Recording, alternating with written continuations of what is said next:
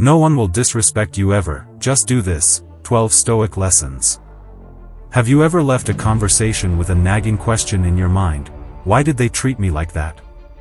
Maybe it was the sharp edge in a colleague's tone, the indifference in a loved one's response, or the blatant disregard of a stranger who pushed past you as if you were invisible. Moments like these don't just sting, they challenge your sense of self-worth and leave you wondering how to reclaim the respect you deserve. Disrespect has a way of creeping into our lives, leaving behind frustration, doubt, and sometimes even anger. But here's a question to consider. What if you could become the kind of person no one dares to disrespect? Not because you demand it or fight for it, but because your presence, character, and self-respect are so powerful that disrespect simply doesn't find room in your life. This is where Stoicism steps in, a philosophy not just of enduring life's hardships but mastering them. Marcus Aurelius once said, "You have power over your mind, not outside events." Realize this, and you will find strength. The respect you seek begins not with others, but with you. Today, we're diving into 12 transformative Stoic lessons that will teach you how to cultivate self-respect, master your emotions, and ensure that no one will ever undermine your dignity again. These principles aren't about quick fixes or superficial tactics, they're about building a foundation so solid that respect becomes your natural state. Imagine walking into a room with quiet confidence, knowing you'll be treated with the dignity you deserve. Imagine handling conflict with poise, setting boundaries with ease, and earning respect not through words, but through the strength of your character. Before we begin, here's a challenge for you. Watch this video until the end.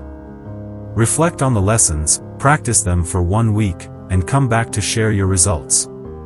Write "Respect begins with me" in the comments if you're ready to embrace the wisdom of Stoicism and transform how the world sees you.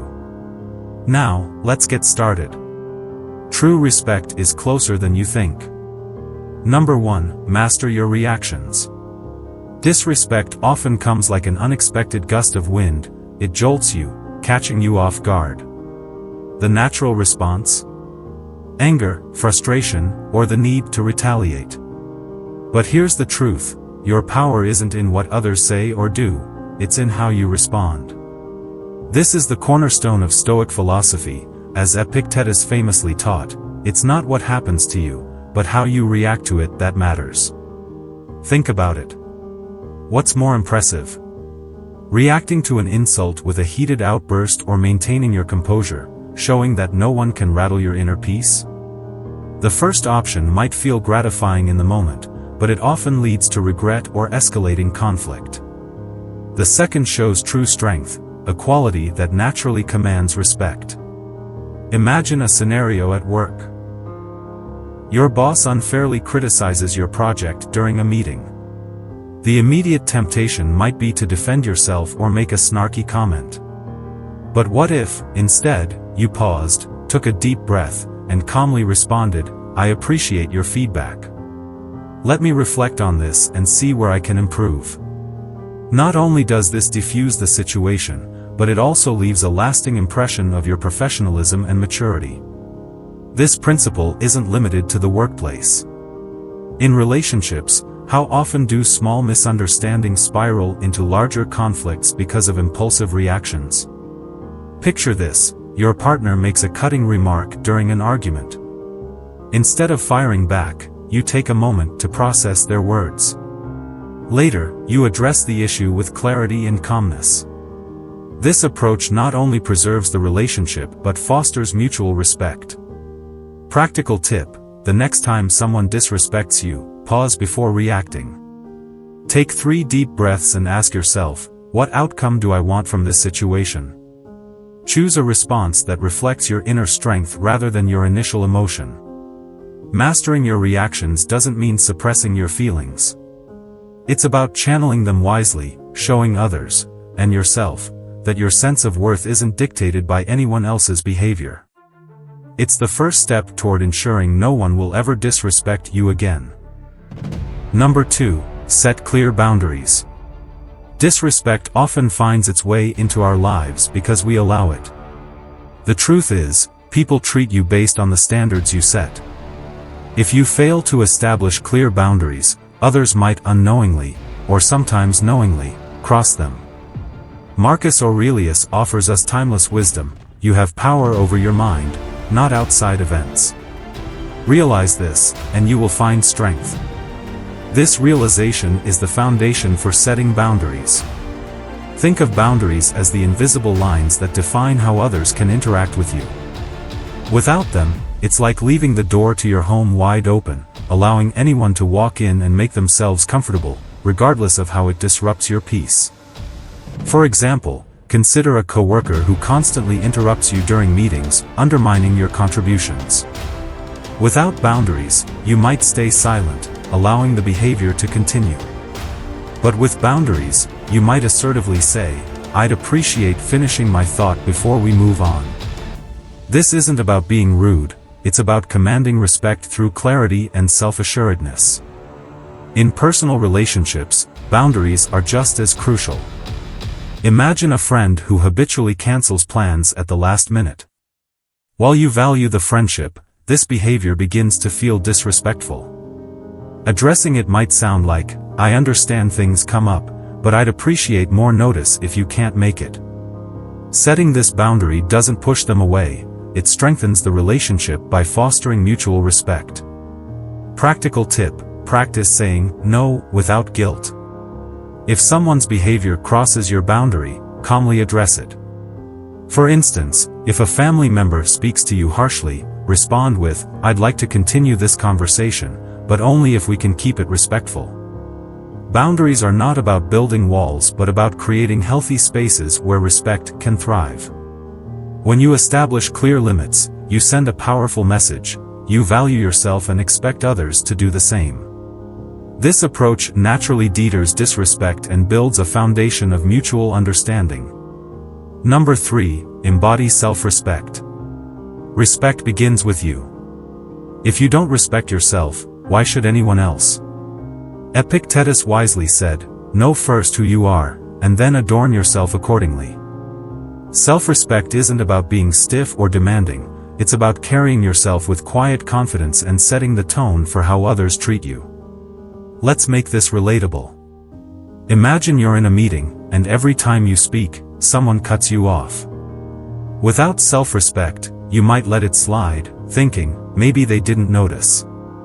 But with self-respect, you smile and gently interject, "I'd love to hear your thoughts, right after I finish mine."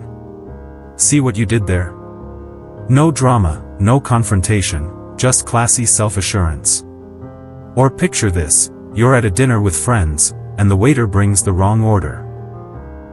Without self-respect, you'd probably say, "Oh, it's fine, I'll just eat this." But with self-respect, you could say with a friendly chuckle, "Actually, I ordered the steak, and while this salad looks great, it's not quite my vibe tonight." You're standing up for yourself without being confrontational or rude. And in relationships, self-respect works wonders. Imagine dating someone who constantly shows up late. Without self-respect, you might think, well, at least they made it. But with self-respect, you could playfully say, "I love spending time with you, but I'd appreciate it even more if we could start on time. It makes our time together feel more special." It's direct but warm, and it communicates that you value both your time and the relationship. Practical tip: start with little moments. Speak up when your name is mispronounced, laugh off awkward situations while still making your point, and choose kindness over confrontation. Self-respect doesn't have to be loud, it's about showing you value yourself while leaving room for others to do the same. Self-respect is magnetic. When you set the tone with grace and humor, others naturally follow your lead. After all, who wouldn't want to align with someone who stands their ground, and does it with a smile? Number 4, practice emotional detachment. Disrespect is like an annoying mosquito. It buzzes around, bites, and leaves an itch, but only if you let it. Instead of scratching until it drives you mad, what if you could learn to swat it away and move on? Marcus Aurelius said it best: choose not to be harmed, and you won't feel harmed. It sounds simple, right? But applying this principle takes a mix of humor, perspective, and practice. Picture this: you're at work, and someone casually dismisses your idea in a meeting. Without detachment, your inner voice might scream, "Why don't they respect me?" Detachment, however, lets you reframe the situation. You could think, maybe they're having a bad day. Or maybe they didn't see the brilliance of my idea yet. Either way, their reaction doesn't change my worth. Or consider this in relationships. Your partner glances at your plate and jokes, "Are you really going to eat that third slice of pizza?" Without detachment, you might feel defensive and reply sharply, escalating the tension. Instead, detachment allows you to respond with charm, "Of course I am. This one has all the best toppings, confidence and satisfaction." This kind of reply keeps the mood light, diffuses any potential tension, and subtly signals that you're comfortable with yourself and your choices. Here's the trick: emotional detachment doesn't mean ignoring disrespect or pretending it doesn't matter. It's about realizing that most of what others say or do is about them, their mood, their stress, their perspective. It's rarely a true reflection of you. Practical tip: next time someone says something rude, silently ask yourself, "Is this worth my energy?" If not, let it go with a smile or a light comment like, "Noted." For bigger moments, give yourself time to reflect and respond thoughtfully later. When you approach life with this mix of calm and humor, you don't just command respect, you also stay in control of your inner peace. And honestly, nothing's more attractive than someone who can handle life's little barbs with grace and a smile. Number 5, lead by example. Respect isn't something you demand, it's something you inspire. If you want people to treat you with dignity and regard, you must first embody the very qualities you wish to see in others. As Seneca wisely advised, associate with people who are likely to improve you. The flip side of this coin is that we, too, must strive to be the kind of person others respect and aspire to emulate. Imagine this scenario: you're in a meeting at work, and a debate arises. One person is loud, interrupting everyone, trying to assert their dominance. Another listens carefully, responds thoughtfully, and calmly articulates their points with respect for others' ideas. Who do you think commands more respect in that room? Respect comes from leading with integrity, consistency, and a willingness to uplift others rather than stepping over them. In relationships, leading by example is equally transformative. Let's say your partner often cuts you off mid-sentence. Instead of snapping back, practice active listening when they speak. Over time, they may notice your patience and begin mirroring that respect. Practical tip: be the first to offer respect in any situation, whether it's acknowledging someone's contribution in a meeting or giving your full attention to a friend's story. Choose kindness even when it's hard. For instance, if someone is rude at a restaurant, instead of escalating, respond with calm politeness. This sets the tone for how you expect to be treated. The truth is, respect isn't about forcing others to follow your lead. It's about inspiring them through the example you set. When you consistently live by your values, you create an unspoken standard that invites others to rise to the occasion. As the Stoics taught us, greatness begins with how we choose to act, not what we expect from others. Number 6, stay calm in conflict. Conflict is inevitable, but how you handle it can make or break the respect others have for you. Losing your temper or becoming overly defensive can erode your credibility, but remaining calm in the storm demonstrates strength and composure. As Epictetus reminds us, no great thing is created suddenly. There must be time. Calmness requires practice, but it commands respect like nothing else. Let's consider a workplace scenario. You've presented a project, and someone sharply criticizes your work in front of the team. Your immediate instinct might be to fire back, but instead, you pause. You take a deep breath, maintain eye contact, and respond calmly, "Thank you for the feedback. I'd like to understand your concerns better after the meeting." That calm response immediately diffuses the tension, signals maturity, and sets a tone of professionalism. Compare that to a heated back and forth that leaves both parties frustrated and the room awkwardly silent. In personal relationships, the same principle applies. Let's say your partner is upset because you forgot an important date. Instead of getting defensive, calmly acknowledge their feelings. I can see why that upset you. Let's talk about how I can make this right. This approach fosters understanding rather than escalating the conflict. Practical tip. In moments of conflict, consciously lower your voice. Speaking softly but firmly projects confidence and steadies the conversation. If you feel overwhelmed, excuse yourself politely. For example, I want to give this the attention it deserves, but I need a moment to gather my thoughts. This pause allows you to return to the discussion with clarity and calmness. Staying calm in conflict isn't about suppressing emotions, it's about mastering them. When you handle disagreements with poise, you not only protect your peace but also earn the respect of those around you. As Marcus Aurelius said, the best revenge is to be unlike him who performed the injury. Number 7. Stay calm in conflict. Conflict, the awkward elephant in the room that loves to stomp on your day. Whether it's a workplace disagreement, a heated family dinner, or a debate over pineapple on pizza, staying calm during conflict can be your secret weapon for earning respect. And no, that doesn't mean biting your tongue so hard you can't taste your lunch anymore. Epictetus wisely said, "No great thing is created suddenly. There must be time." But let's reframe that for modern chaos. No great resolution comes from shouting over each other or throwing verbal jabs faster than popcorn in a microwave. Calmness, my friend, is the Jedi move of any conflict. Picture this, you're at work, and a colleague accuses you of missing a deadline. Publicly. In front of your boss. Tempting, isn't it, to launch into an impromptu TED Talk defending your honor? But instead, you channel your inner Marcus Aurelius and respond with, "I appreciate you pointing that out. Let's review the timeline after this meeting to make sure we're aligned." Boom, your calm demeanor not only diffuses the situation but also subtly implies, "I know my stuff." Now, let's move to personal life. Your partner is fuming because you loaded the dishwasher wrong.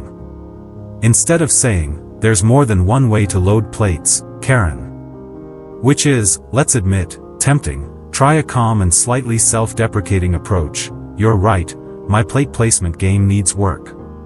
Teach me your dishwasher wizardry." Humor can lighten the tension, and calmness shows you're mature enough to admit imperfection. Practical tip. Use humor sparingly but strategically. Saying something like, "Let's argue about this over coffee, I think better when caffeinated," can break the ice. Turn down your internal thermostat. Speak slower and softer. It's hard for people to shout when you're whispering like a Zen monk. Staying calm doesn't mean you're ignoring the issue, it means you're handling it with grace. As Marcus Aurelius might say if he were alive today, the best way to win an argument is to make the other person forget they wanted to argue in the first place. Number 8. Prioritize your values. When was the last time you paused to ask yourself, what do I truly stand for? In the whirlwind of daily life, it's easy to lose sight of your core values, bending to meet others' expectations or avoid conflict. But here's the truth, respect doesn't come from trying to please everyone. It comes from living in alignment with what you hold dear. Marcus Aurelius urged, "Waste no more time arguing what a good man should be. Be one." Instead of constantly debating or justifying your values, let your actions do the talking. When you prioritize your principles, you send a clear signal. This is who I am, and this is where I stand. Think about someone you admire, perhaps a leader, a mentor, or even a friend. Chances are, it's not because they chased approval or avoided hard decisions. It's because they stood firm in their beliefs, even when it wasn't easy. That consistency earns respect. In practice, this could mean declining to participate in office gossip, even if it makes you feel like the odd one out. Or it might look like refusing to compromise your ethics for short-term gain, knowing that your integrity is worth more than any shortcut. Practical tip. Take a moment today to write down 3 core values that define you. Maybe it's honesty, kindness, or perseverance. Ask yourself, are my daily actions reflecting these values? If not, identify small shifts you can make to live more authentically. Prioritizing your values doesn't mean you're inflexible, it means you're intentional. People respect those who know their path and walk it confidently, without needing to shout about it. It's quiet strength, and it speaks volumes. Number 9, avoid drama and gossip. Drama and gossip can be enticing, but indulging in them comes at a cost: your credibility and respect. Engaging in petty conversations or taking sides in unnecessary disputes can erode the image of a grounded, self-assured person that commands respect. Seneca aptly warned, "What fools these mortals be who are always complaining of others." Complaining or gossiping doesn't just waste time, it pulls you into a cycle of negativity that reflects poorly on your character. Imagine a workplace scenario: a colleague starts venting about another team member. Joining in might feel like bonding at the moment, but it risks creating distrust. After all, if you gossip about others, what's stopping you from gossiping about them? Steering clear of drama doesn't mean you have to come across as uptight or aloof. A light-hearted but firm deflection works wonders. For instance, when someone tries to drag you into office politics, you can say, "I'm staying Switzerland on this one," or "I'd rather focus on the next deadline than someone else's." Gossip doesn't just show up in the workplace. It can seep into friendships or family dynamics, where small misunderstandings turn into full-blown dramas. The Stoic approach? Rise above it. Seneca's advice reminds us to focus on meaningful pursuits instead of petty distractions. Practical tip. When conversations turn to gossip, politely change the subject or excuse yourself. Say something neutral like, "I don't know the full story, so I'd rather not comment," or steer the discussion towards something constructive, like weekend plans or a shared interest. By staying above the fray, you protect your integrity and signal that you're someone who values substance over triviality. People respect those who don't waste time on meaningless chatter, they gravitate toward those who focus on what truly matters. Number 10, seek knowledge and growth.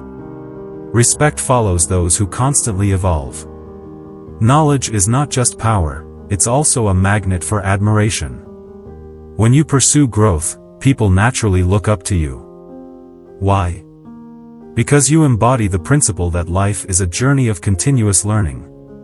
Epictetus once said, "He who knows not himself is lost."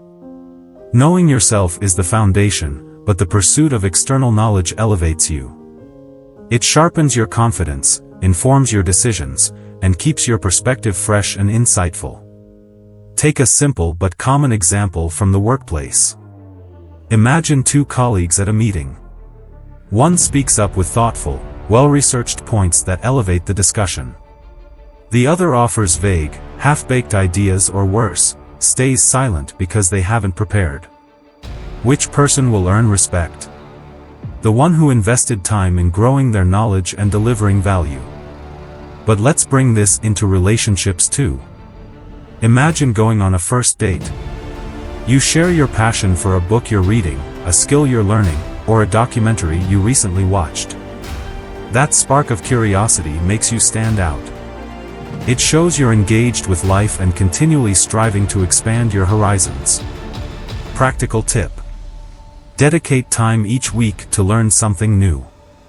Whether it's diving into a book, exploring an online course, or even striking up conversations with people from different backgrounds, make growth a non-negotiable habit.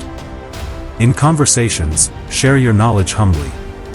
For example, instead of saying, "Let me tell you what I know," frame it as, "I came across something fascinating that I'd love to hear your thoughts on."